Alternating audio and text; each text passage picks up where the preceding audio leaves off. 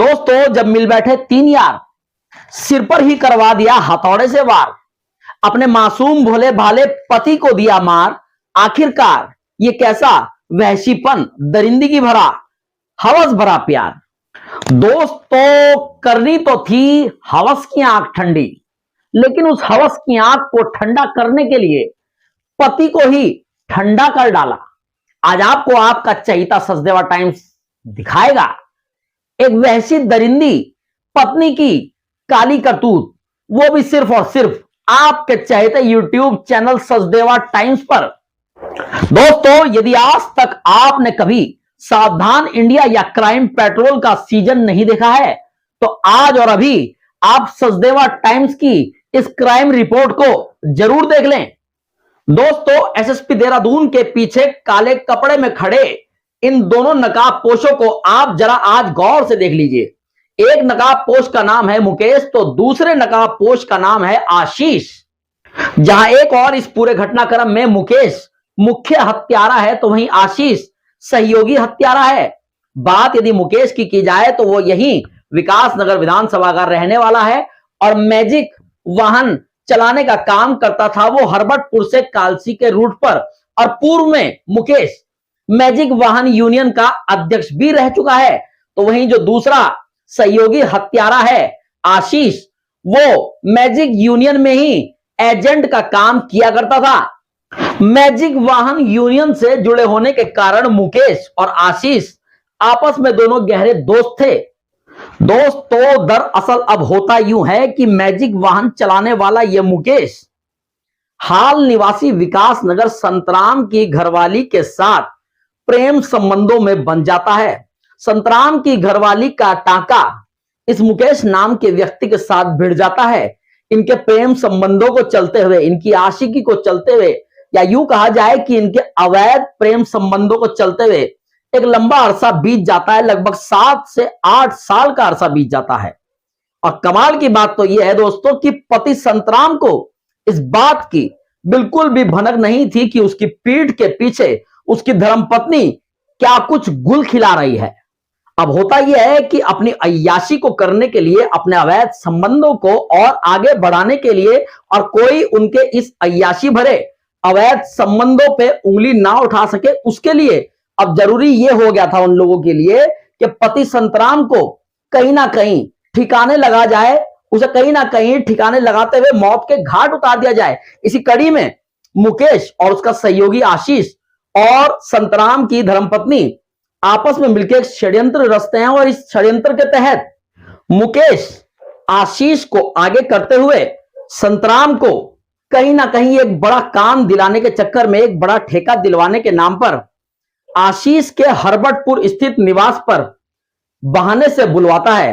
वहां पर पहले ही मुकेश घात लगाकर बैठा होता है, और जैसे ही संतराम आशीष के घर पर हरबटपुर पहुंचता है, वैसे ही मुकेश संतराम के सिर पर एक भारी भरकम लोहे के हथौड़े से तब तक वार करता है जब तक कि संतराम लहूलुहान होकर नीचे फर्श पर नहीं गिर जाता और मरने मरान स्थिति में नहीं आ जाता। उसके बाद जैसे ही संतराम लोहे के भारी भरकम हथौड़े के वार से नीचे गिरकर अपना दम तोड़ देता है, उसके बाद आशीष और मुकेश उस संतराम की डेड बॉडी को उठाकर अपने मैजिक वाहन में डालकर सैया रूट पर जजरेट के पास एक 50 से 100 मीटर की गहरी खाई में उसको फेंक डालते हैं, ताकि पुलिस को यह लगे कहीं ना कहीं कि यह पूरा मामला एक्सीडेंट का है, ना कि कोई हत्या का है।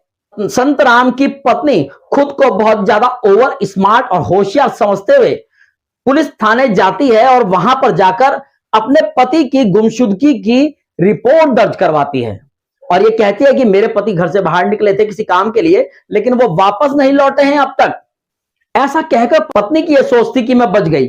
लेकिन जैसे ही यह रिपोर्ट दर्ज होती है पुलिस थाने में, पुलिस अपनी तफ्तीश शुरू करती है। तफ्तीश शुरू करने के बाद पुलिस को जांच में 1-2 दिन के बाद ही डेड बॉडी मिल जाती है। डेड बॉडी मिलने के बाद जब पुलिस सब पहलुओं पर जांच करती है, तो उसे पता चलता है संतराम की पत्नी के और मुकेश के अवैध संबंधों के बारे में। उसके बाद पुलिस जब और डीपली इसमें गहराई से जाती है, तो वो पाती है कि कहीं ना कहीं संतराम की पत्नी ही डिफाल्टर है और कुछ अन्य लोग भी हैं जिनके साथ मिलकर कहीं ना कहीं संतराम की घरवाली ने ही अपने पति की हत्या करवाई है। तो दोस्तों देखिए आप कि किस तरह से पुलिस ने इस पूरे मामले का खुलासा करते हुए आज देहरादून में यह प्रेस वार्ता करते हुए बताया कि संतराम की पत्नी और उसके आशिक मुकेश ने अपने सहयोगी के साथ आशीष के साथ मिलते हुए किस तरह से इस हत्याकांड को अंजाम दिया, किस तरह से हरबटपुर से मैजिक में संतराम की डेड बॉडी को डालकर सैया रूट पर जजरेट के पास ले जाकर एक खाई में फेंक दिया गया ताकि हमारे ऊपर कोई भी एलिगेशन ना लगे और इस हत्याकांड को कहीं ना कहीं एक्सीडेंट का रूप दे दिया जाए। हर अपराधी यह सोचता है कि वो अपराध करने के बाद बच जाएगा, लेकिन कोई ना कोई सबूत इंसान आरोपी ऐसा छोड़ देता है जिसके कारण वो देर सवेर कानून के लपेटे में जरूर आ जाता है। ऐसा ही हुआ विकास नगर में घटी इस घटना में। दोस्तों वैसे तो इस हत्याकांड को अंजाम देने वाले सभी आरोपी आज पुलिस की बदौलत सलाखों के पीछे हैं, लेकिन जिसने भी आज इस घटना को सुना वो दंड रह गया। आज पूरे विकास नगर विधानसभा से लेकर देहरादून राजधानी तक यह हत्याकांड चर्चाओं का विषय बनकर रह गया।